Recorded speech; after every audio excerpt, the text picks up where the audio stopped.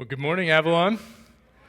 It's good to be with you all this morning. My name is Matt, and I have the honor of serving as one of our pastors here at this incredible church. And it's good to be back up here. I was reflecting that it's been a little while, and I think maybe the last time was when I went on a rant about avocados for like 60 minutes. And so I think in honor of that, I brought an avocado with me today. And so for the person who listens the best and applies the sermon the best today, I will give you this avocado, all right? Actually, better yet, the person who listens the best and applies the sermon the best, I will hand make you a delicious bowl of guacamole, and I will personally deliver it to your house. Deal? All right, so this is what you're working for today. Be good listeners. Well, it's good to be back with you guys. I'm so excited for what we have in store today. We are in our second week of the Peace Talks series. And I'm going to get to share a little bit today, but we also have a special guest I'm going to bring up in a little bit to share his story with you all. Now, last week, Pastor K-Paul kicked off this Peace Talk series, and man, if you missed it, I beg you, go on our website and check it out. He did an incredible job of just laying the foundation for why we so desperately need to talk about peacemaking, our call, our role as peacemakers, as Christians. So go check that out on the website. If you missed it today, we're going to build on that.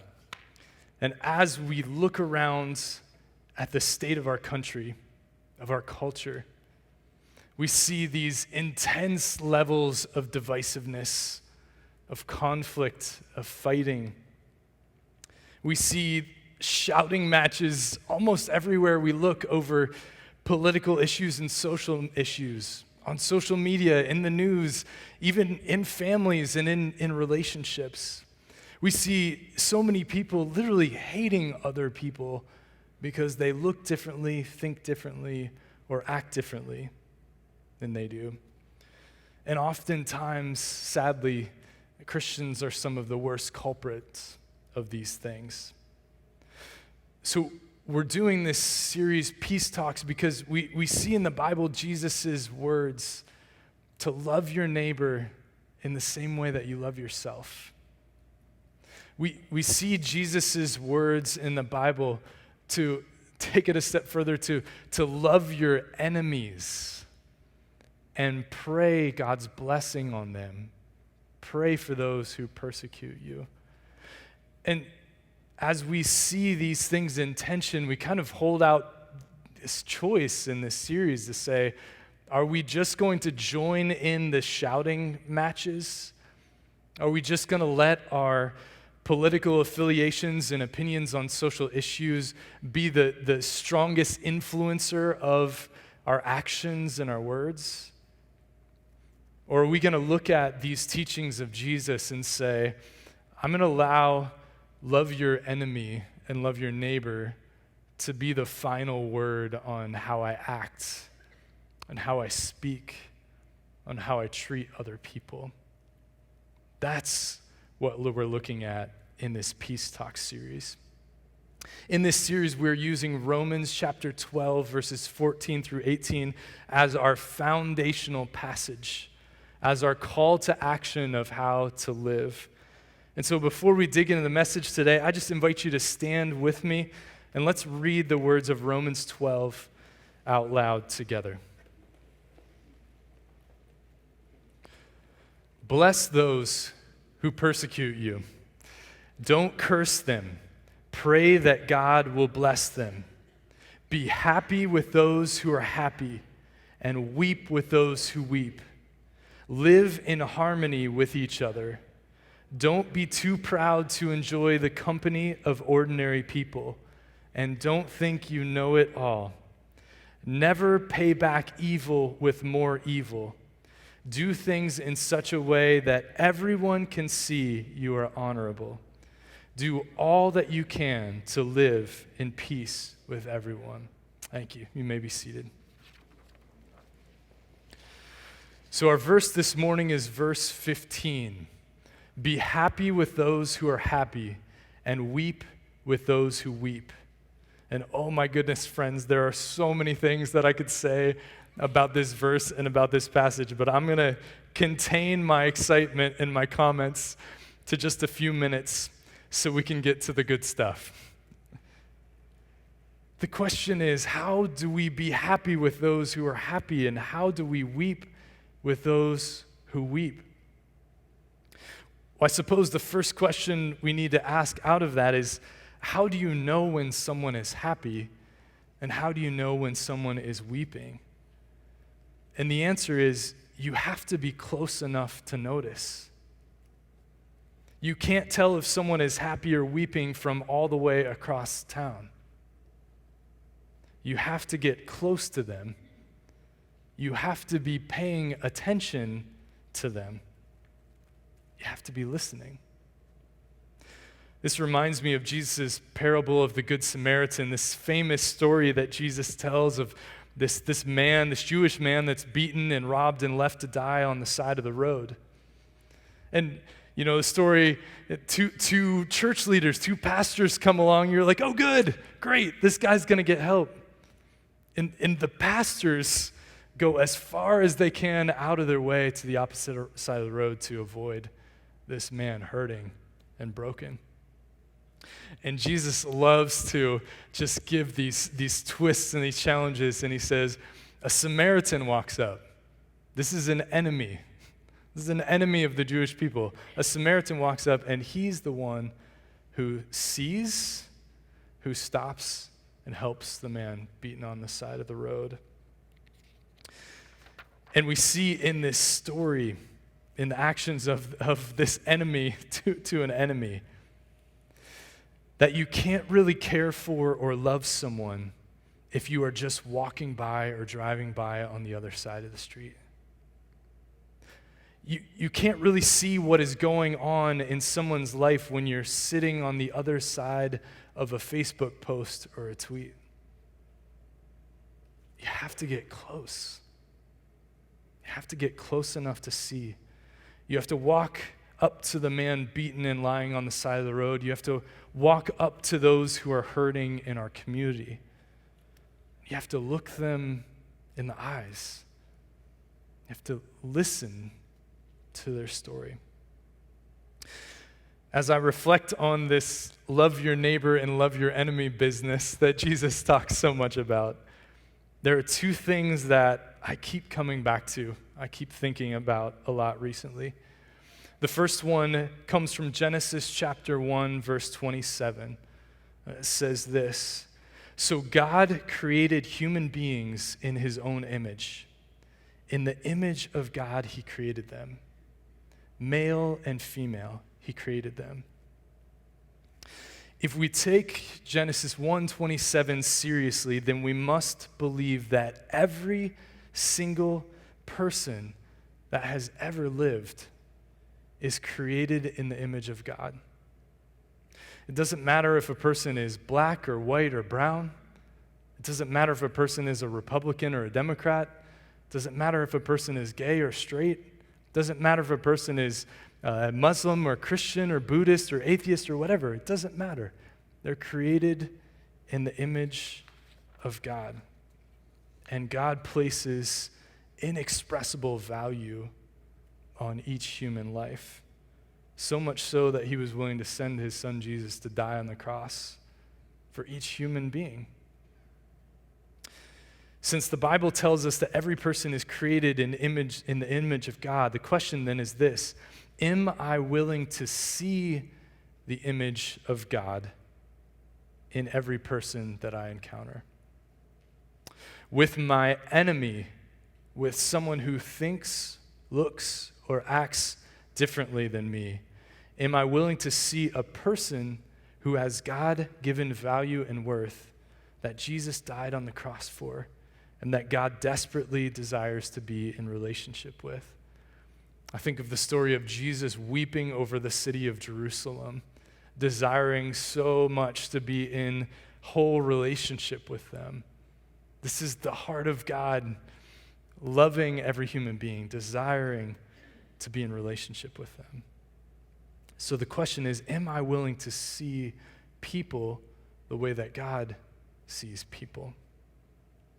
The second thing I've been thinking a lot about is this.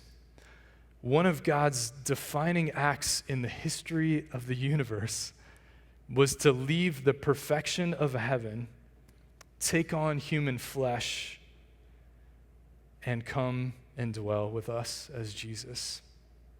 John chapter 1, verse 14 says, "So the Word," referring to Jesus, "Jesus became human and made his home among us." Guys, Jesus didn't just identify with us. He literally became human.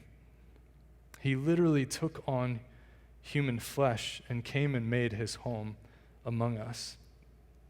Not only that, but Jesus even allowed himself to be identified with the worst of the worst people of his day and time.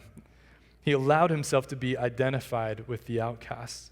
You can go and read it in the Gospels. People called him a drunkard because he hung out with people who drank too much alcohol. People called him a glutton because he hung out with people who partied and ate too much.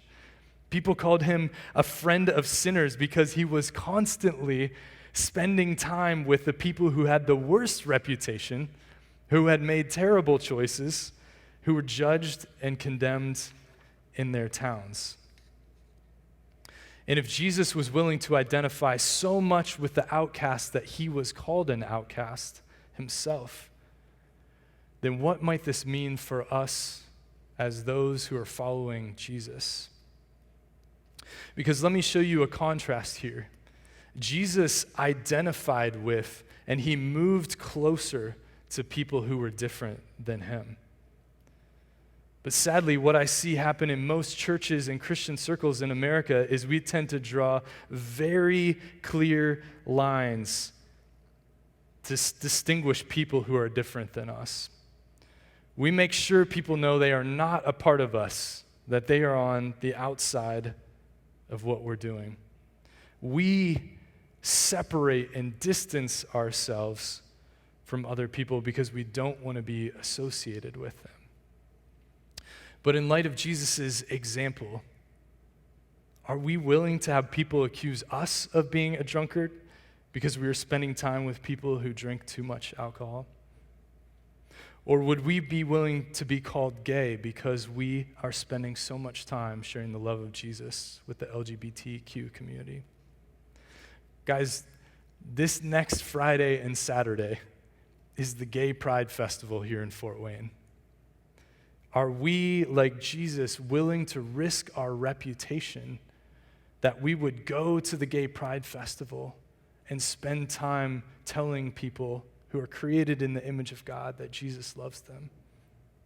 Are we willing to take those steps? Are we willing to be happy with those who are happy and weep with those who weep in the LGBTQ community? Are we willing to follow Jesus' example in these things? I think it's safe to say that the move from God to human was a much bigger jump than for you or I to identify with another human that's slightly different than us. So if Jesus was willing to leave heaven, take on human flesh, how can we follow Jesus' example in identifying with people who are different than us? Last Sunday, Pastor K. Paul issued a challenge for each one of us to do during the Peace Talk series. It's called the I Hear You Challenge. I'm going to read it in a sec. You can follow along on your screen, on the screens, or it's on the back of your sermon notes as well. But the I Hear You Challenge is this: a great first step in applying the peacemaking process to our lives is learning to listen to those we don't agree with.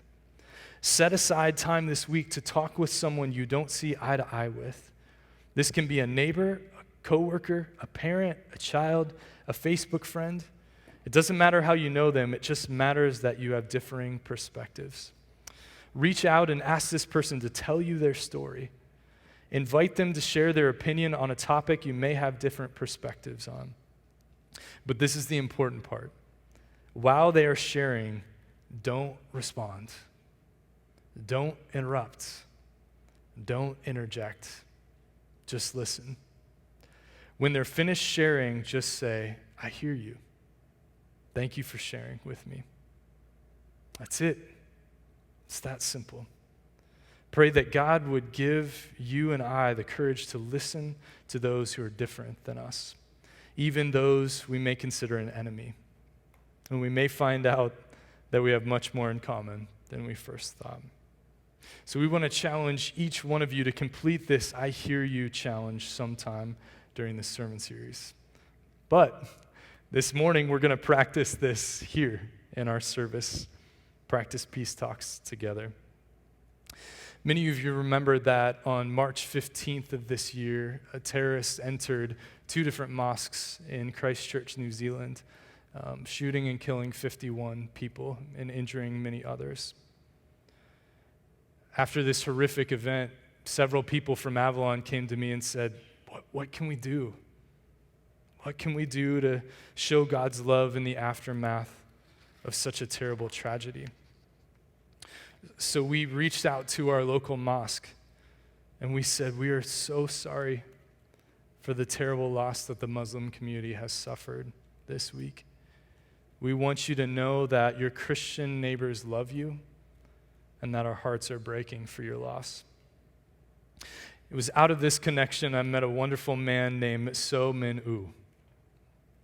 So serves as one of the elders at our local mosque and has shown me incredible kindness and hospitality. He has invited me to a number of community events at the mosque and introduced me to this beautiful group of people who live here on the southeast side of Fort Wayne. The last thing I want to mention before I bring So up today is that this friendship that we've been able to develop was a result of people at Avalon weeping with those who weep, putting into practice the words of Romans 12:15. Our hearts were broken over this tragedy in New Zealand, and we started weeping with our neighbors over this tragic loss that the Muslim community had experienced. And that weeping with those who weep has led us to this amazing and rare opportunity today to have this great conversation. So without further ado, would you join me in giving a warm Avalon welcome to So Min Oo?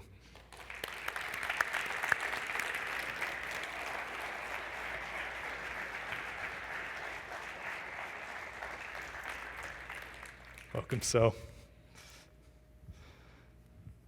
So first of all, I just want to thank you for just the kindness and friendship that you've extended to me. And we've been able to spend time together a number of times since back in March, and I'm so grateful for that. I also want to thank you for your courage in coming today.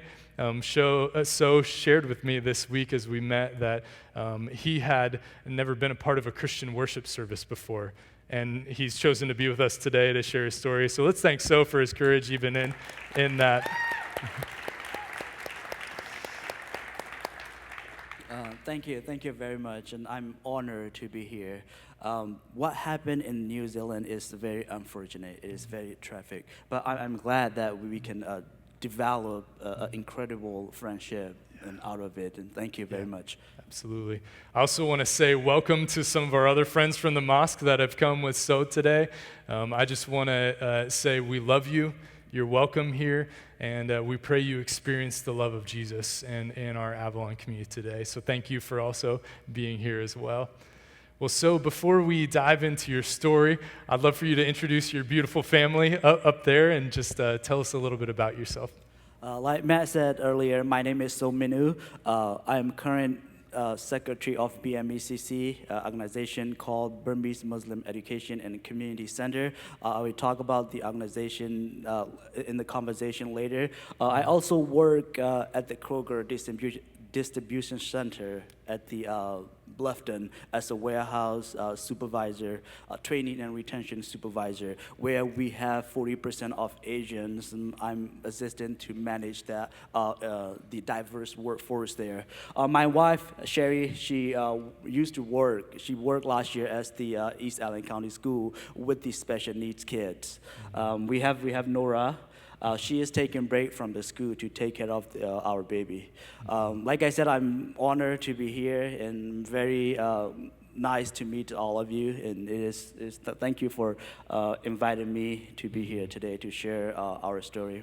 Absolutely. Thank you so much for being here. So yeah, So and I got to sit down over a delicious Burmese meal this week, and is introducing me to such great food in that. But we got to sit down this week and just share a meal together, and So shared his story with me, and man, it's just such a gift, to have that and to have you here today. So why don't you share a bit of your story with the people of Avalon, how you got here to the U.S. The story that I'm going to share today is a little bit different than what you normally hear. You may hear it on the news or online or even social media platform, but this story is the same story as most of the Burmese refugee here in Fort Wayne, and we almost has the same story if you look at all the refugee from Burma. I was born in Burma, in the Karen State. Karen State is the southeast of the Burma. It's near to Thailand, Cambodia, and Laos. We live in a small village, and me and my family, and I was there about 10, 11 years old, and then I have to leave the country because of the military government attack our village. I still have some memories of the being in the village. According to my parents, the village used to be very peaceful, and our life is very simple. My parents used to own a land where they grow vegetables, animals, and my father also owned a small tea shop where he served for the villagers and other visitors from other villages. We were doing so good. Economy is good, but we have to leave the country because of the military government attack the village. They come in and attack our village because they think we are against them, the dictatorship.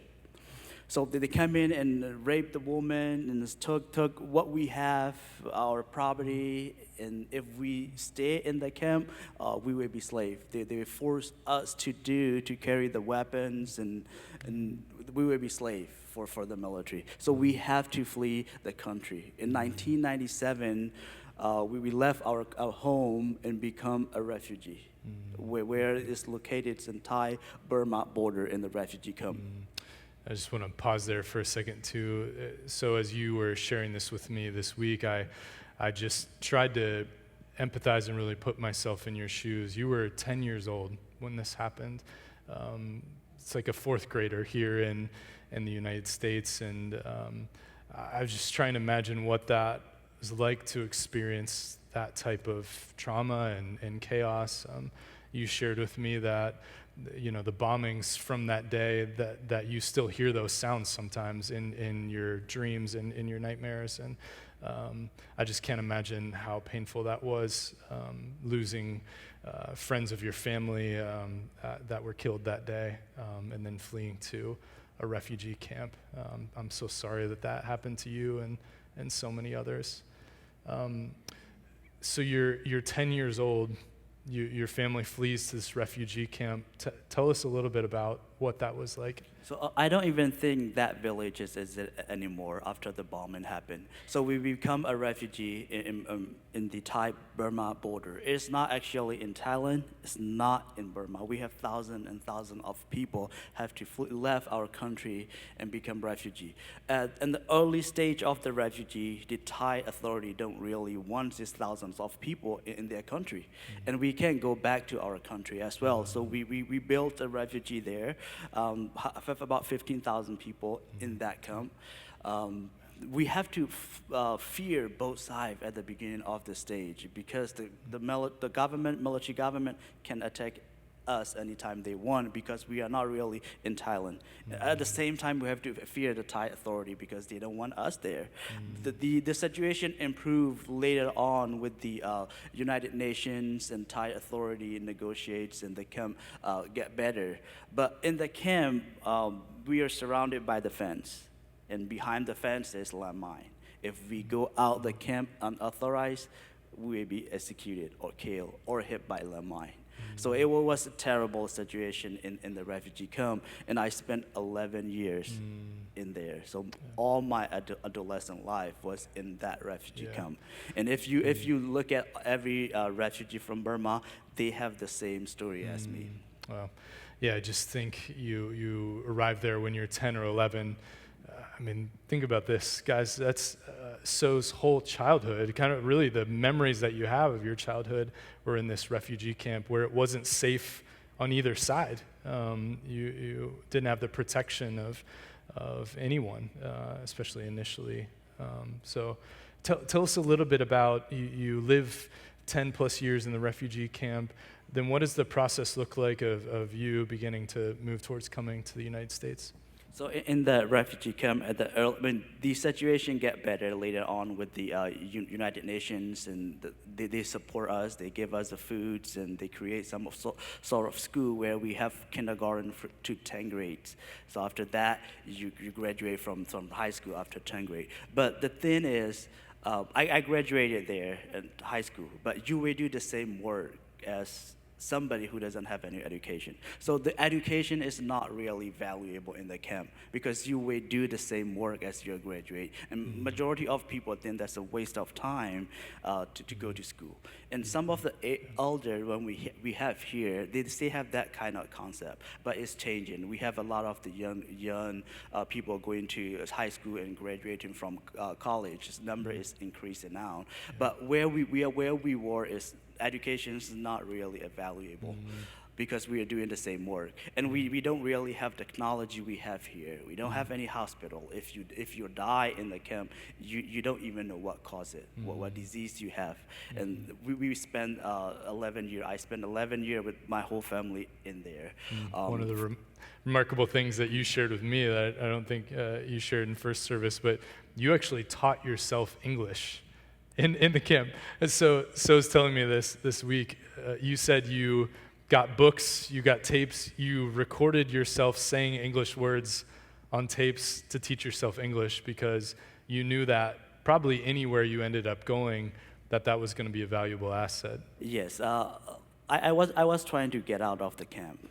So the camp education is not that great, but I know I have to learn English because English is the international language. Wherever I go, I can use the language. I didn't know I was going to come to the U.S., but I stayed practice the English own self-study. I record myself and listen to myself, and I try to work with any foreigner from coming out of the refugee camp. There's American coming to our camp to help us with the United Nations. So I try to work with them to improve my English skill. In 2006, 7, 8, that time, majority of refugee coming into United States. We have 10,000 plus refugee in Fort Wayne. Have about 6,000 Burmese refugee in Fort Wayne, Burmese Muslim refugee, where we live in the south of the city. My parents didn't really want to come when we decide to come. There were several times that people asked them and they don't want to come. They don't want to start a new life. But for the sake of their kids, for us, for our future, for our education, they finally decide to come to U.S. So we get here in 2008 with the refugee resettlement program. And that first year you were here was a really difficult year. Why don't you tell us a little bit about some of the things your family was going through that year? So I get here alone, but I have my cousin here before us, so I live with them. After 6 months, and my family, my parents get here, and it was one of the worst year in 2008, if you remember correctly. Worst winter we ever had. We have ice storm, and we lost power for 3 days in our apartment. It's one of the worst winter ever, and we have to experience that. Being here, especially my father, he was the man of the house in the village, in the camp. He does everything for his family. When he get here, he lost. Doesn't speak any language. He don't know what to do. He doesn't know where to find a job, and he passed away after 3 months of being here. And after 3 months. My father passed away, and I find out my mom has a thyroid cancer. So where she has to do 2 surgery and the radiation treatment. The cancer is the treatment is actually worse than the disease. She has to suffer a lot, but she is okay now. She's okay, thanks God. Majority of the Burmese refugee here, if you talk to them, and they have that kind of story, and they, especially the elder, they don't really want to come here, but they did it because of the future of their kids, future of their future education for their young star. Yeah, and so I really appreciate you sharing your story with us, because I think, especially in a time where immigration and refugees is such a controversial topic, I think sometimes we forget to listen to the stories behind this. There are people suffering just incredible violence and trauma and grief in different parts of the world, and so again, my heart breaks for the story that you and many Burmese refugees have had to endure, and we're grateful that you're here. Yeah, go ahead. A lot of people think that when refugees get here, and we are here to take. We are here to take the government system, we are here to take. But at some point, we want to give it back to this community. We have several of our young people that in the military service, protecting that country. If you look at the Fort Wayne in the South, there are 20 plus businesses owned by Burmese people, which they would make better impact in the Fort Wayne economy. And many of the individuals are buying houses and paying property tax, which will help to our school system and make our school better. So we're not just here, we will need help at the beginning of the stage when we get here, because compared to where we're from and now where we are is a lot different. This is one of the developed country. We will need help at the beginning of the stage, but we want to give it back to this community. Fort Wayne is our home. That is why I joined the Burmese Muslim Education and Community Center, BMECC. When we get here, we come to the Catholic charities. And what I have witnessed from the religion community is phenomena. Back in Burma, the military government used religion to manipulate people, to create problem, to create conflict by using the religion. But here, when I get here, I see the religious community is really a great access to those who need it. So that is why I joined this organization. I'm currently a secretary of the BMECC. One of our mission, BMECC mission, is to make a strong relationship with different community members.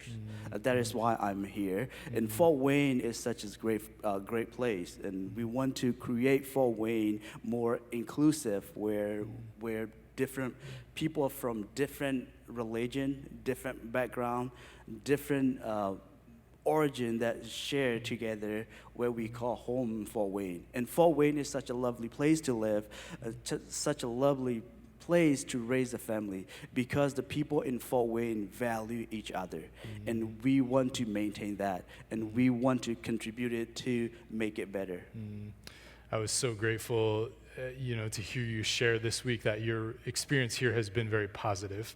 I know that's not always the case, unfortunately, in our country, but I'm so grateful that you've been treated with respect and kindness here.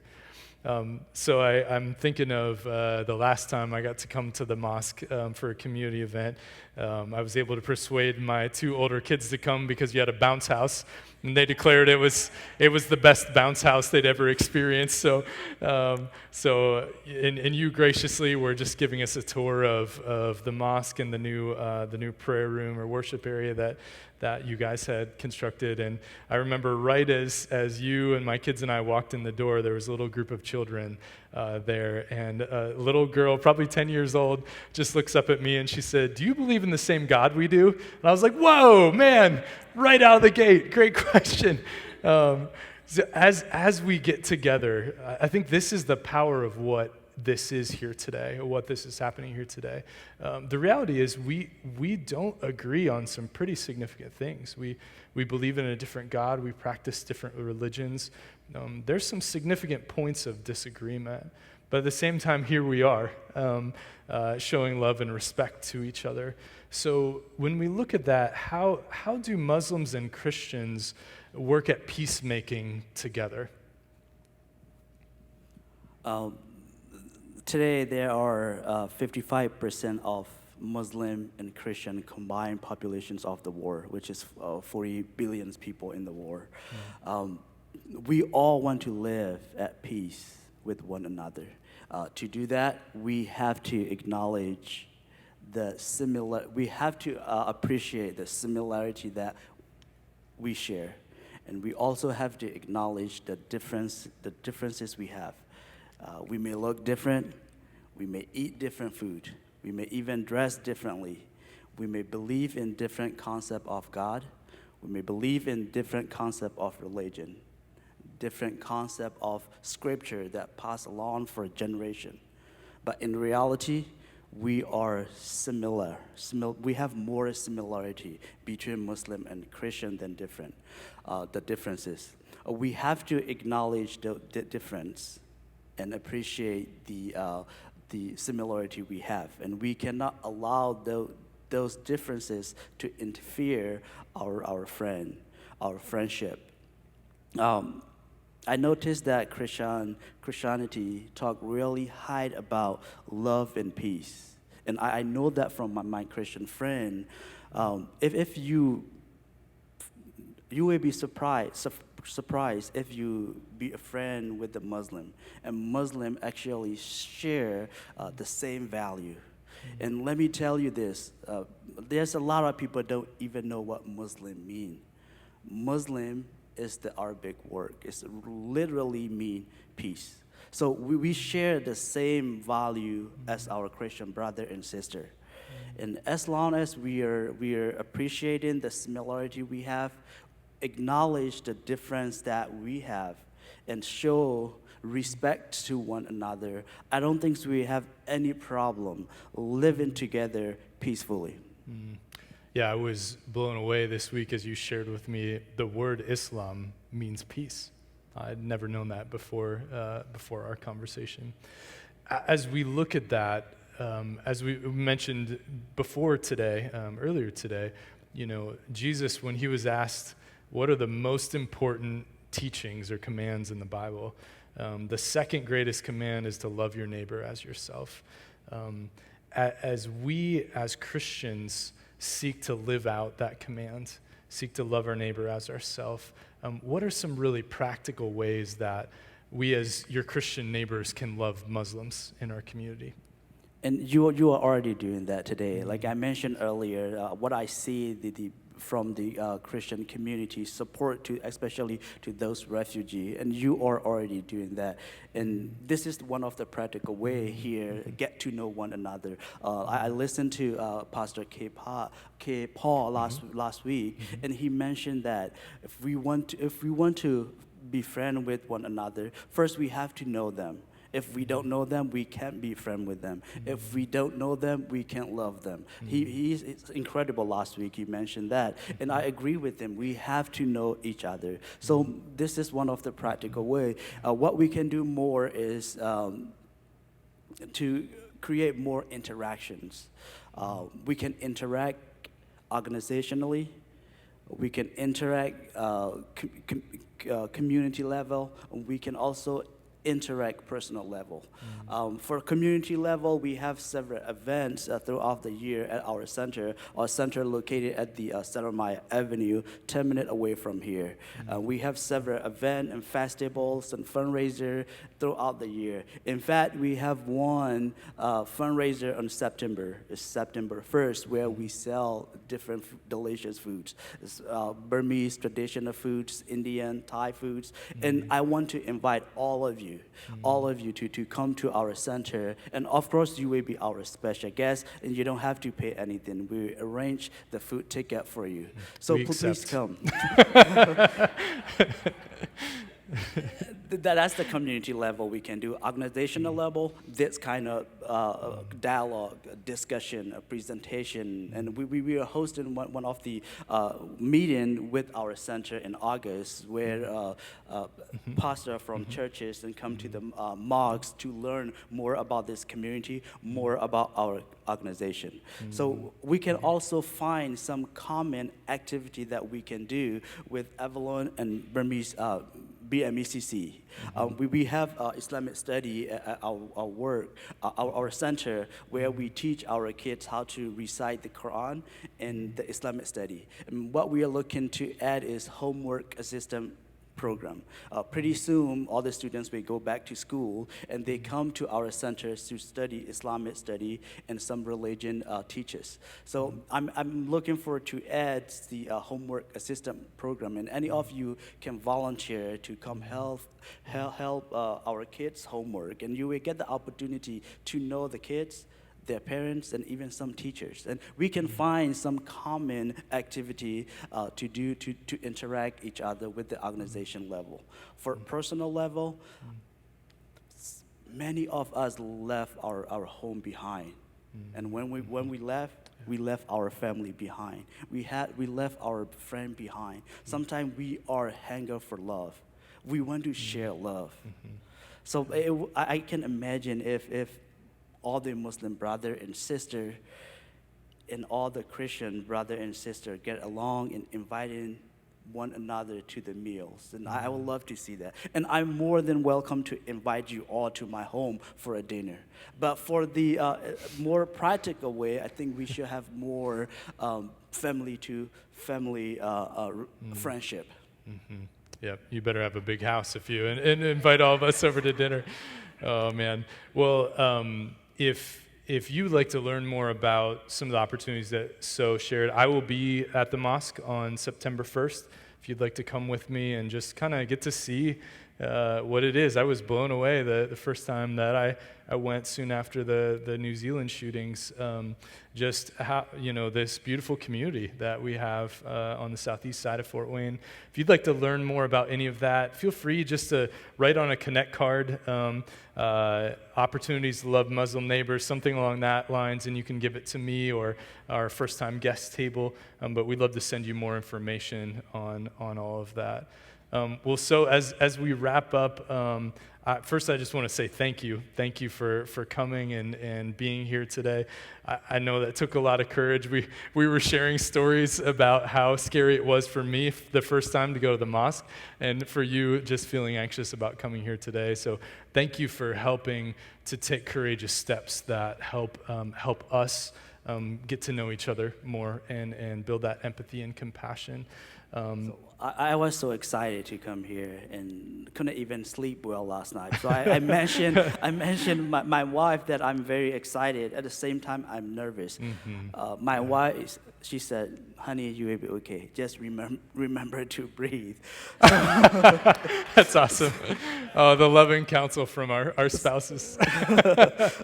Before I conclude, I want to share one last thing, a quote from Nelson Mandela, and he reminds us, people must learn to hate one another.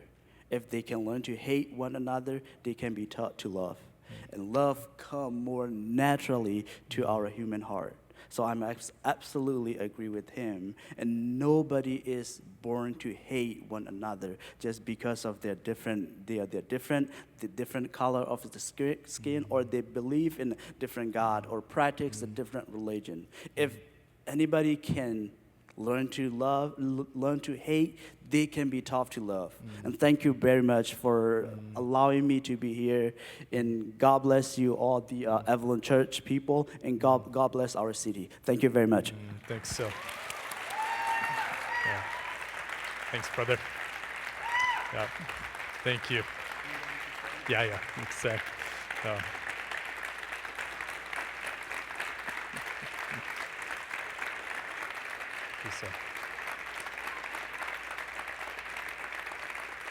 Thank you, brother. Appreciate it. Well, I want to say, I'm going to take a moment and just pray for So here in just a moment. But before I do, So I just want to say to you that I see the image of God in you, that as your neighbor, that I love you, and I pray again that you just experience the love of Jesus from our church here and from so many others, that hopefully we embody the heart of Jesus Christ well to you and to our Muslim brothers and sisters. So thank you. Thank you for being here. Let me pray for you, and Avalon Church family, pray with me. God, what a beautiful moment this is. I think of the story in the book of Acts of Peter and Cornelius, and this crazy moment where God is doing a powerful work.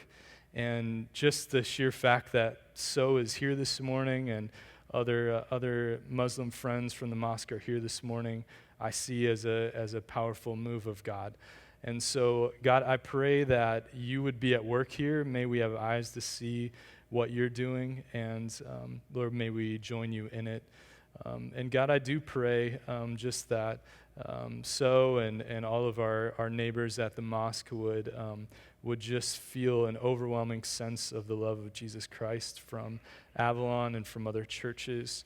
May we live out your call to love our neighbors as ourselves. And may we do that well. And as So said, may we build friendships. May we be willing to sit down and listen and get to know each other. So thank you again, Lord, for this opportunity this morning.